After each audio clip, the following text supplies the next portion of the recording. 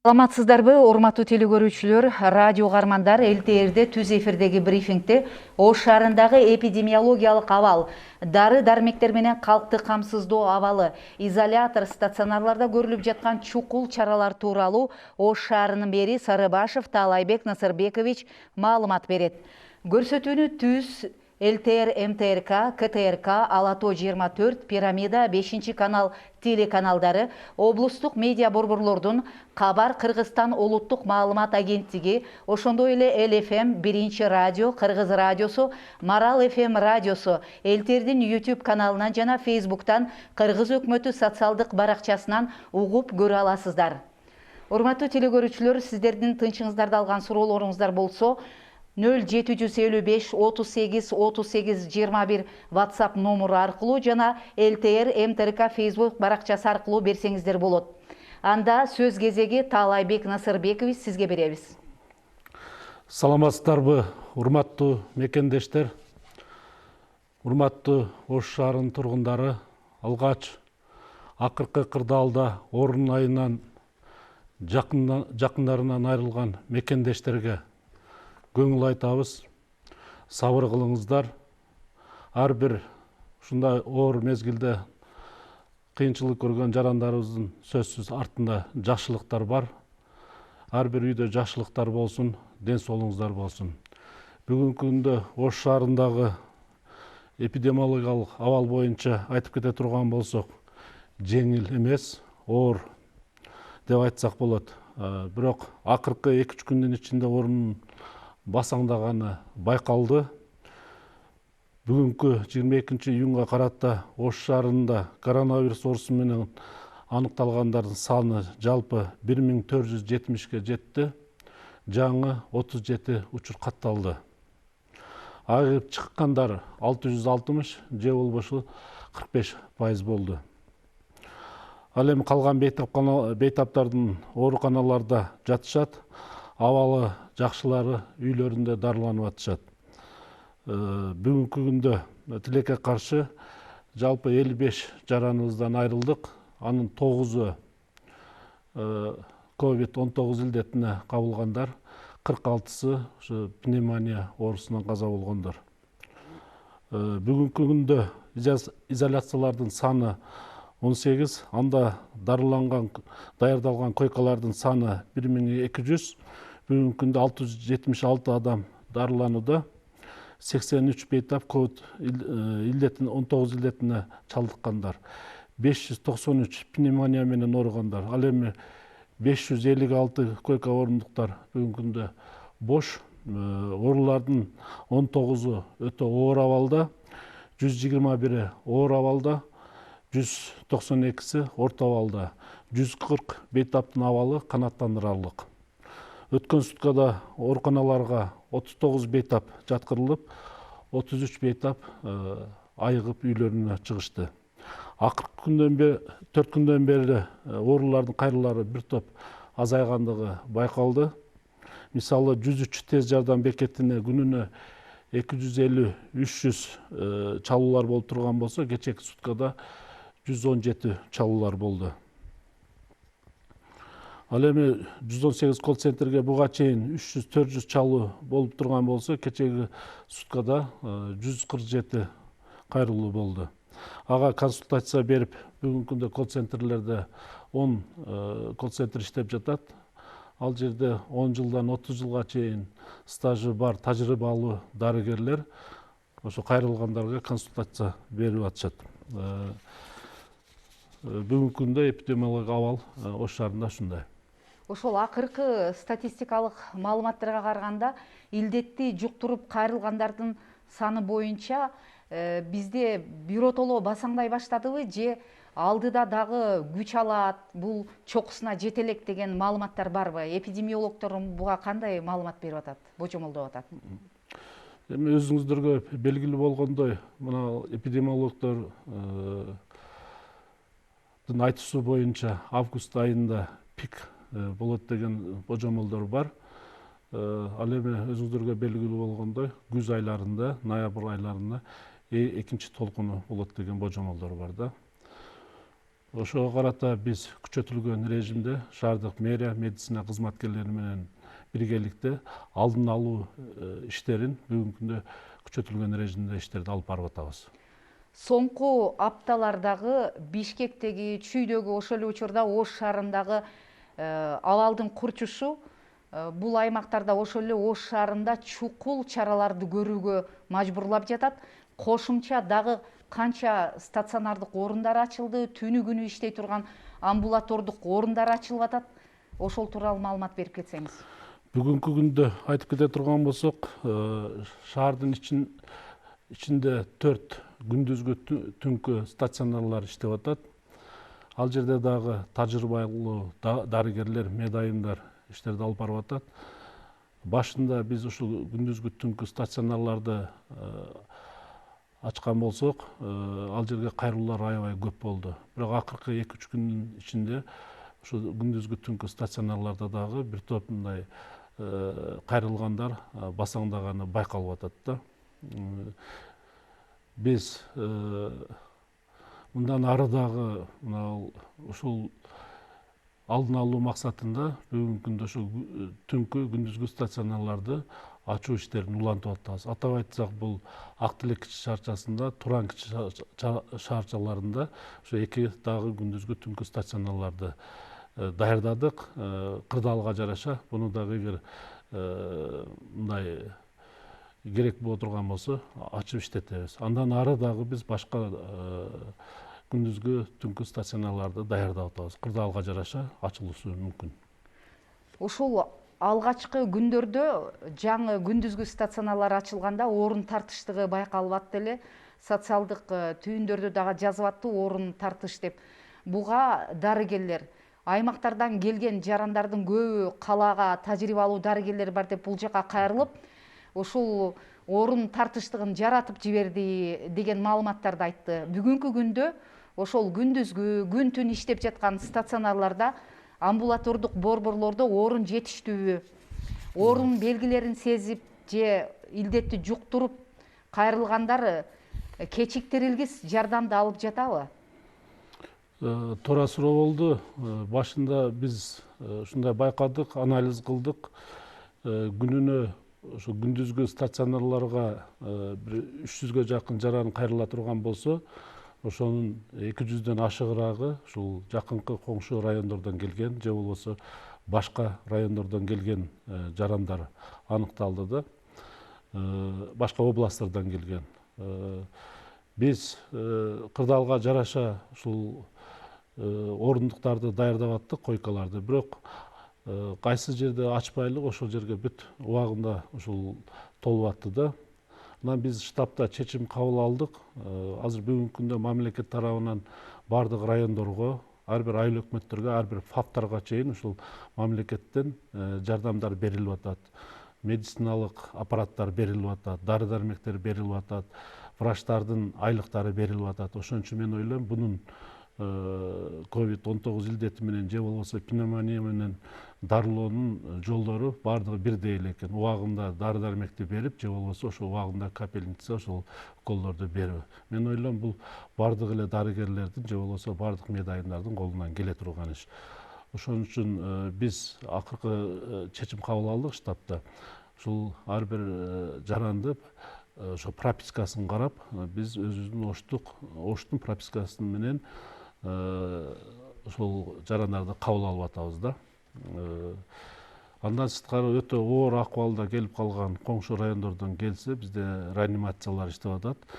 Же болбосо жакынкы шаардын чекесиндеги айылдардан келген жарандар болсо, биз жардамыбызды берип атабыз. Ошол эле учурда мына дары-дармектин тартыштыгы турукташтыбы? Жарандарыбыз ушул илдетти жуктургандарга өтө зарыл болгон вируска каршы орбидол, кликсан, гепарин, ошол эле витамин С тартыштыгын айтып, көп кайрылышып атты, жазып атты. Дарыканаларга жүргүзүлгөн текшерүүлөрдүн натыйжасы чыктыбы, турукташтыбы баалар? Деги эле дары-дармек жетиштүү камсыздалдыбы? Негизгисинен мен айтар элем, мындай эл дүрбөлөңгө түшүп калды да. Ар бир аптекаларга барып, ушул алдын алуу иштерин жүргүзүшүп, дарыларды сатып алуу башталды. Негизгисинен эле гепарин менен Клексан дары дармектерге талап мындай күч болду да. Биз ошол мезгилде шаардык мэриядан атайын комиссия түзүп, финполиция менен ушул департаменттин кызматкерлерин кошуп рейдтерди уюштурдук. Бүгүнкү күндө мындай дүрбөлөң кыла турган негиз жок. Дары сатуучу аптекаларда, алардын кампаларында азыркы аты аталган гепарин, Клексан дарылары жетиштүү бар. Алардын баасы бүгүнкү күндө ушул гепариндики 400 сомдон 500 сомго чейин сатылып атат.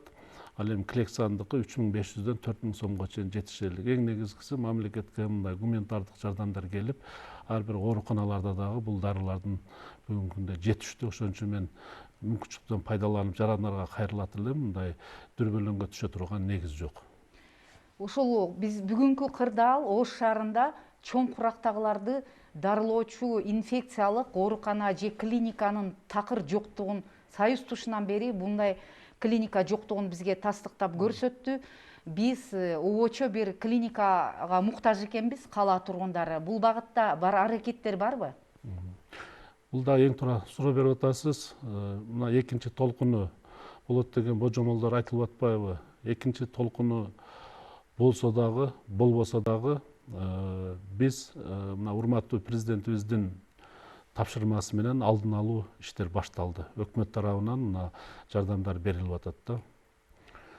Бүгүнкү күндөгү Союз таркагандан бери 30 жылда топтолгон медицинанын акыбалын биз бүгүнкү ушу пандемия башталгандан бери жалпы коомчулук эл көрдүк да. Бул чындык.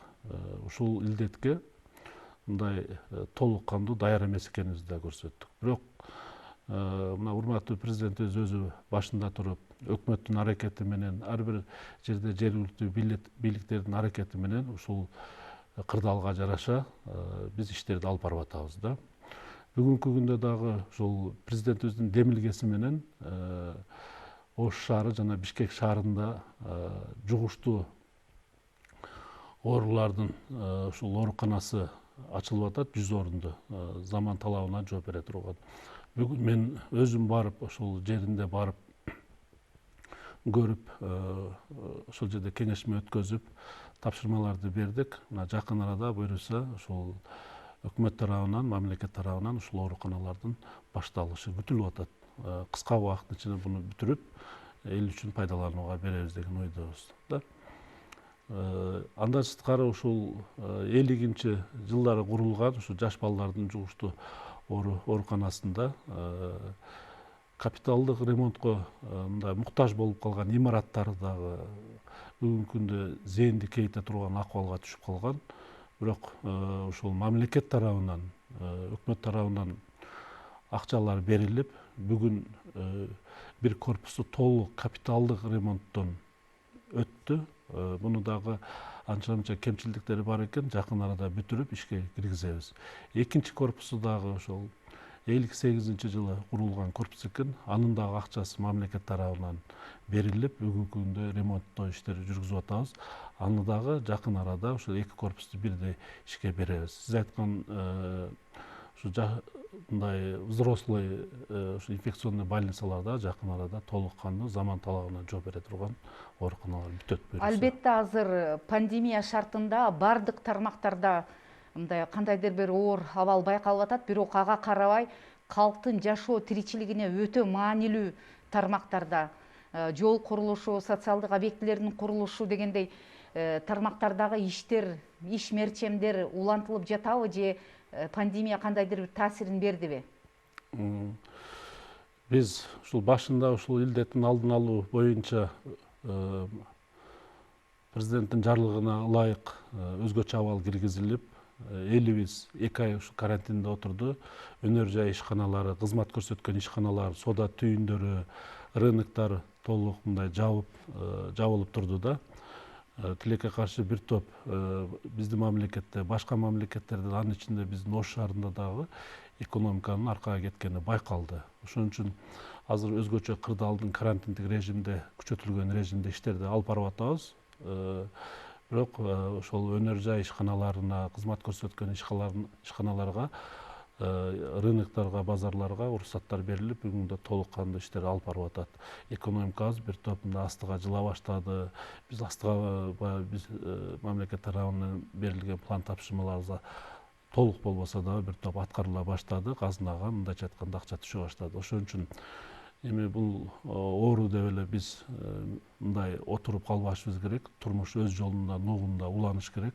Ошого карата биз 2020-жылга коюлган пландарыбызды бүгүнкү күндө ошол жол оңдоо иштерин, социалдык объектилерди, бала бакчаларды куруп, өзүбүз пландаштырылган мына Ак Бура дарыясынын жээктерин бекемдеп, ошол проекттеги иштерди, Абдыкадыров көчөсүндөгү ошол проект боюнча жаңы аллеяларды курушубуз керек. Бүгүнкү күндө толук акчаларын которуп бердик. Иштер уланып атат. Биз бул иштерди токтотпойбуз. Ал эми оору менен дагы ал биринчи очередь элдин саламаттыгы боюнча күрөшүү биринчи орунга койдук. Ал ошол эле мезгилде иштерди дагы өзүндүгүндө алып барып атабыз. Анан кайра ушул бүгүнкү кырдаалга кайрылсак, бүгүнкү шартта аябай жардам бергендер, кайрымдуу жарандар, ишкер чөйрө ушунчалык карап турбай кош колдоп жардам берип атат. Бүгүн ошолордун натыйжасында мынабы эң керектүү болгон кислород концентраторлору, ИВЛ аппараттары дагы алынып атат. Булар саны канча, жетиштүү эле деңгээлде камсыздалдыбы? Чынын айтыш керек. Ошол сиз айткан кислороддук концентраттар башында жетишсиз болду. Биздин шаардык ооруканада мындай 30га жетпеген кислороддук концентрат болду. Ушундай илдетке кайрылгандарды мен өз көзүм менен көрдүм. Ошол ар бир аппараттарды кадимкидей талашкан ооруларды көрдүк да. Бирок кыргыз ушундай башына иш түшкөндө биригет экен, ынтымакка келет экен. Мен мүмкүнчүлүктөн пайдаланып, жалпы ушул кол сунган мекендештерибизге, жарандарыбызга, бейөкмөт уюмдарга, спортчуларыбызга, мына жогорку окуу жайларга бардыгына ыраазычылык билдирем. Ушул жардамдарын аябай ушул кислороддук концентраттарды берди. Бүгүнкү күндө шаар боюнча 310 кислороддук концентрат бар. Анын 200-ü мамлекет тарабынан, өкмөт тарабынан берилди.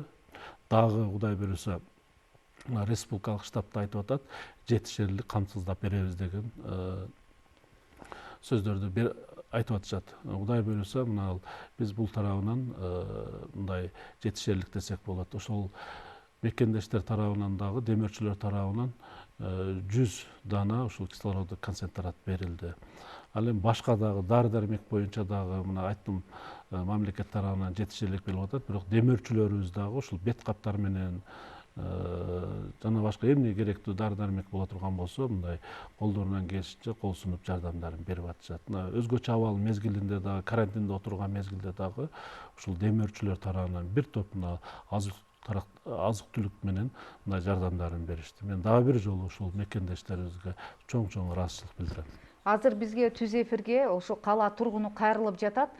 Илдетти жуктуруп, пневмония болуп калганын рентген тастыктап көрсөтүптүр. Бирок үйдө дарыланып жатам деп жазып жатат.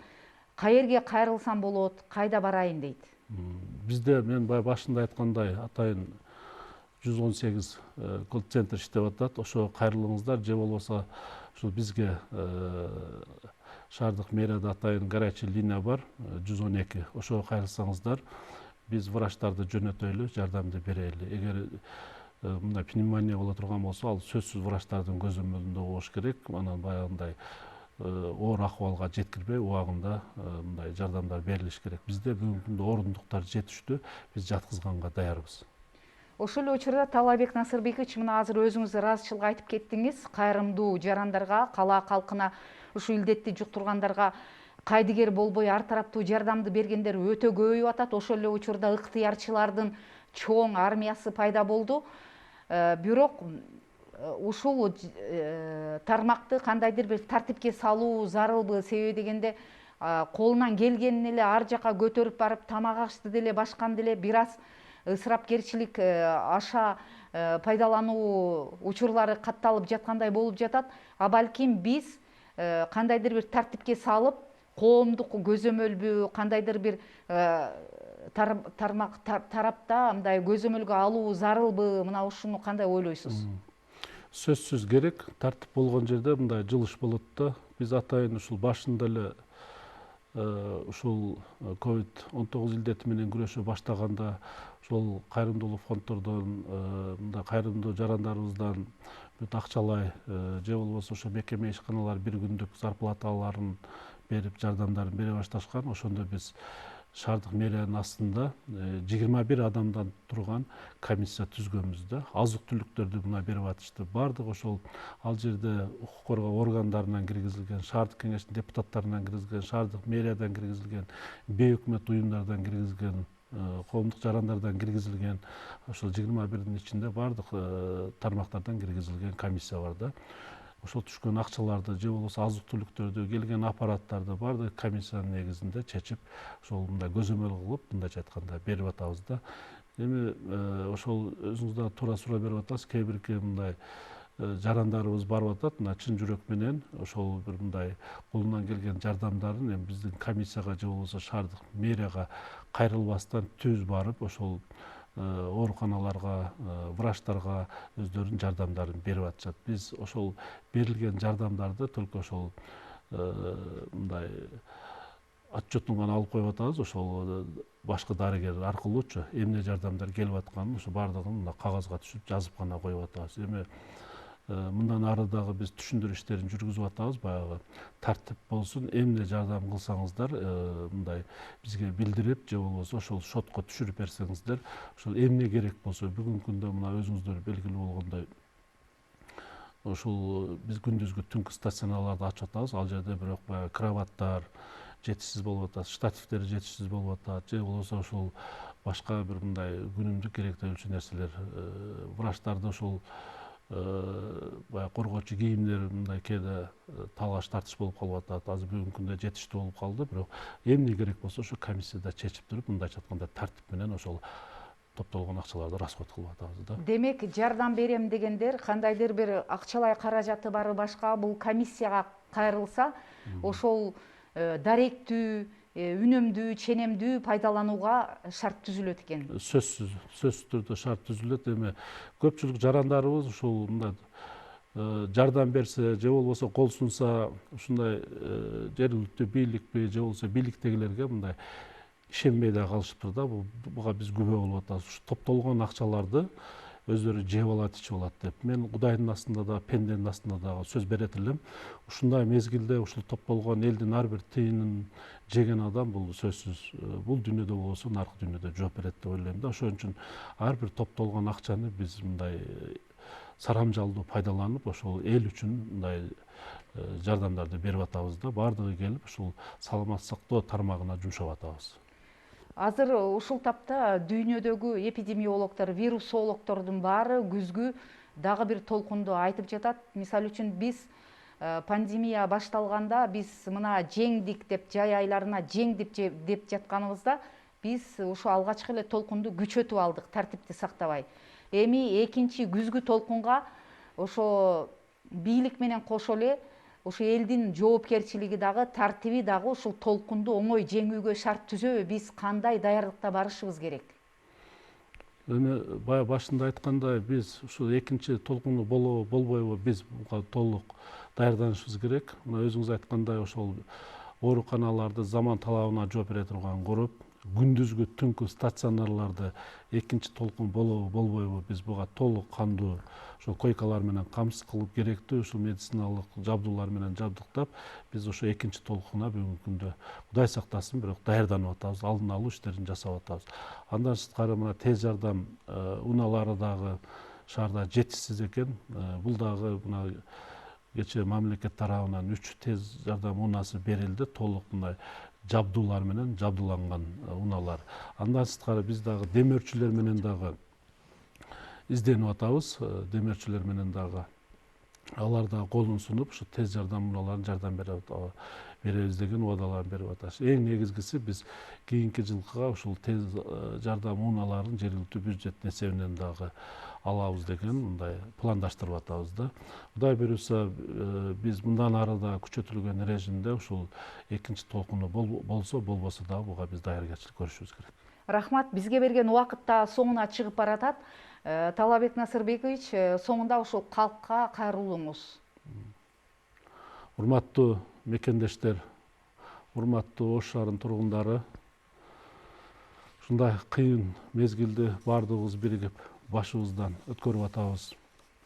Буга чейин дагы биримдигибизди, ынтымагыбызды көрсөтүп, биз койгон талаптарды аткарып келдиңиздер.